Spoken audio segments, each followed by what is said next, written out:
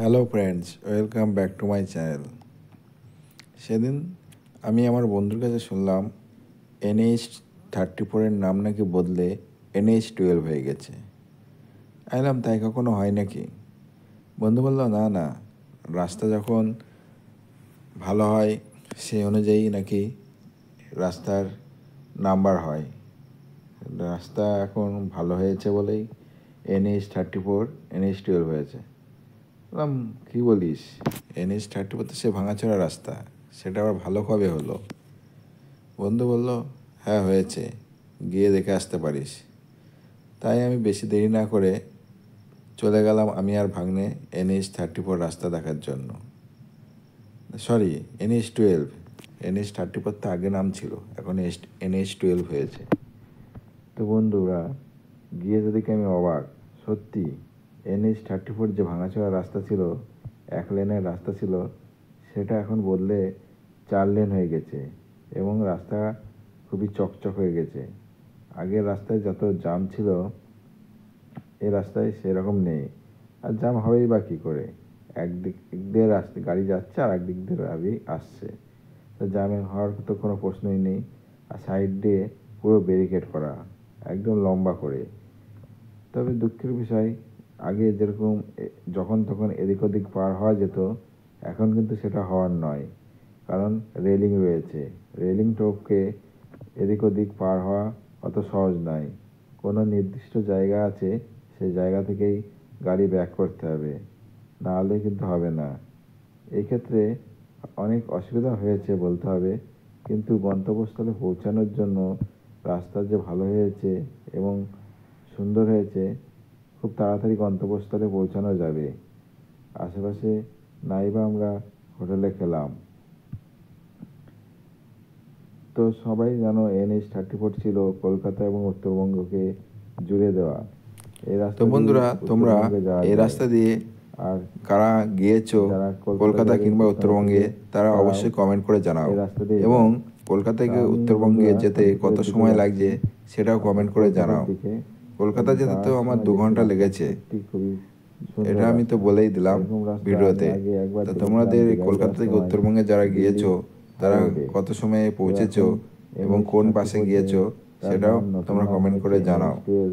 আর যদি আমার এই ভিডিওগুলো ভালো লেগে থাকে তাহলে অবশ্যই লাইক, কমেন্ট এবং শেয়ার করবে এবং সাবস্ক্রাইব করতে ভুলবে না এই ধরনের আরও নতুন নতুন ভিডিও পাওয়ার জন্য। রেলিং করা রয়েছে এবং লাইটেরও ব্যবস্থা রয়েছে রাতেরবেলার জন্য।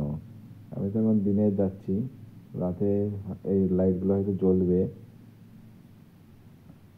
তো প্রচণ্ড ফাঁকা রাস্তা এবং খুব জোরে গাড়ি চালানো যাচ্ছে এবং সকলেই সে জোরেই গাড়ি চালাচ্ছে, কোনো বাধা নেই এবং হর্নের কোনো আওয়াজ নেই। একদম শান্ত নিরিবিলি পরিবেশ। আগে যেমন 34-এ গাড়ির এত চাপ থাকতো এবং এত যানজট এবং শব্দ দূষণও প্রচুর হতো, সেদিক দিয়ে মনে হচ্ছে না, একদম নিরিবিলি ফাঁকা রাস্তা। চারিপাশে মনে হচ্ছে লোক জনবসতি নেই, কিন্তু আছে, আশেপাশে অনেক দোকান মোকানও আছে। তো বন্ধুরা, কত ফাঁকা রাস্তা, গাড়ি মোটরসাইকেল আছে। ওই যে দেখলে একটি টোটো যাচ্ছে। NH-34 বা NH-12 যাই বলো না কেন, এইসব রাস্তা দিয়ে কিন্তু টোটো চলাচল খুব বিপজ্জনক হয়ে যাবে। তাই যারা টোটো নিয়ে যাচ্ছ, এই রাস্তা এড়িয়ে যাওয়াই ভালো। কারণ এত ফাঁকা রাস্তায় কখন কোন গাড়ি যাবে বোঝা মুশকিল। আর টোটোকে তো পাত্তাই দেওয়া যাবে না। তো বন্ধুরা, এই যে সেনপুর আমি পেরিয়ে এসেছি। সেনপুর ছাড়িয়ে যাব দিগনগর। দিগনগর পেরিয়ে কত দূর যাচ্ছি ভিডিওটা দেখতে থাকো, তাহলে অবশ্যই বুঝতে পারবে।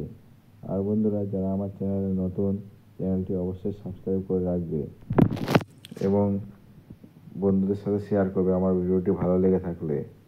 তো বন্ধুরা দেখো, রাস্তা কত পরিষ্কার এবং পরিচ্ছন্ন। এবং আমি শুনেছি গোবিন্দপুর থেকে নাকি আগে যে NH-34 ছিল সেটা পরিবর্তিত হয়ে নতুন দিকে রাস্তা হয়েছে।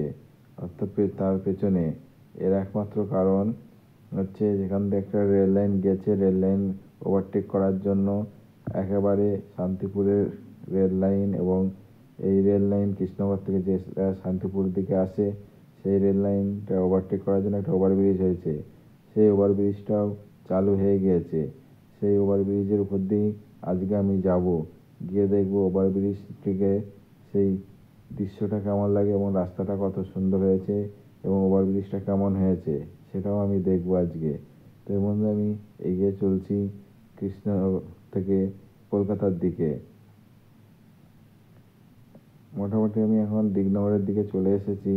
শান্তিপুর দিগনগরের পরেই হচ্ছে শান্তিপুর, আর বেশিক্ষণ নেই যে সেই ওভারব্রিজ আমি ওভারটেক করব। তো বন্ধুরা, ভিডিওটি দেখতে থাকো।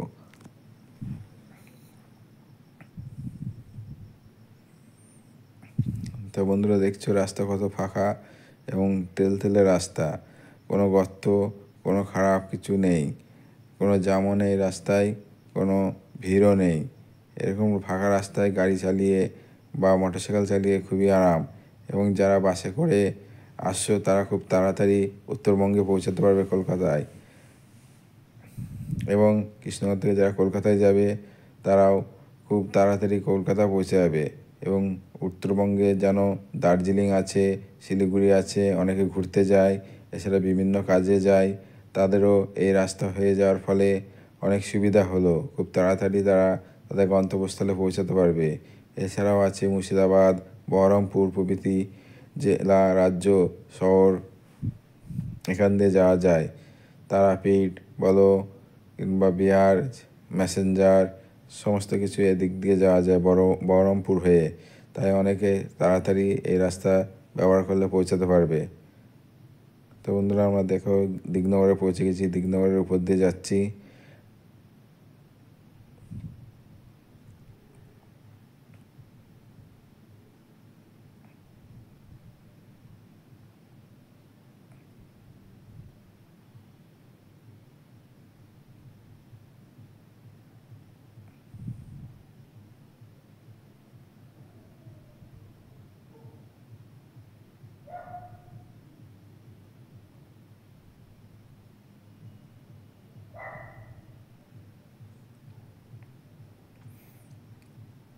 এরকম রাস্তা হলে তো খুবই ভালো লাগে।